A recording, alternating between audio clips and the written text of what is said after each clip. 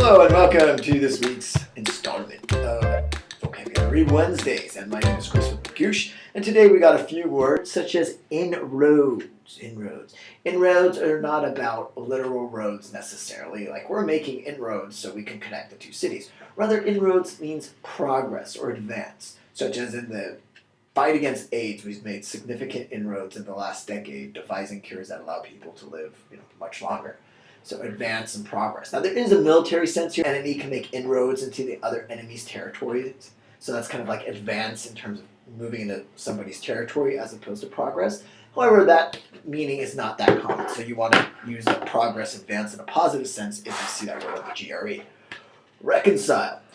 This word has common meaning, or relatively common meaning, that if you want to make up with someone, you guys weren't friends, you had a fight, want to be friends again, you want to make up or reconcile. Probably not going to be tested on the GRE, but what will be tested is the sense that the word means to balance two things out, to make them in harmony. And typically, there are two things that aren't in harmony, so you'll see this in the context of he could not reconcile A with B. So for instance, let's say your friend Joey's the nicest guy in the world, everyone loves Joey, but when he gets behind the wheel of his car, Joey becomes a psycho and flips people off and honks and just goes crazy. So it's difficult to reconcile the fact that everyone loves Joey, he's a nice guy, with the way he is behind the wheel of a car.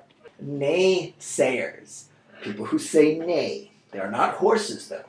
And what nay means is almost like no, critics, people who speak against you. This can't be done. We'll never go to the moon. That's too far away. Those were naysayers who, of course, were disproven when we went up to the moon. And so if you say, I want to score a 320 on the GRE, and one of your negative friends says, oh, you can't do that, they're a naysayer, and you will prove them wrong. Finally, concede. Do not think this means conceit or conceited, which means stuck up. Concede is a verb that means to kind of give in or give up a small point in an argument or a debate.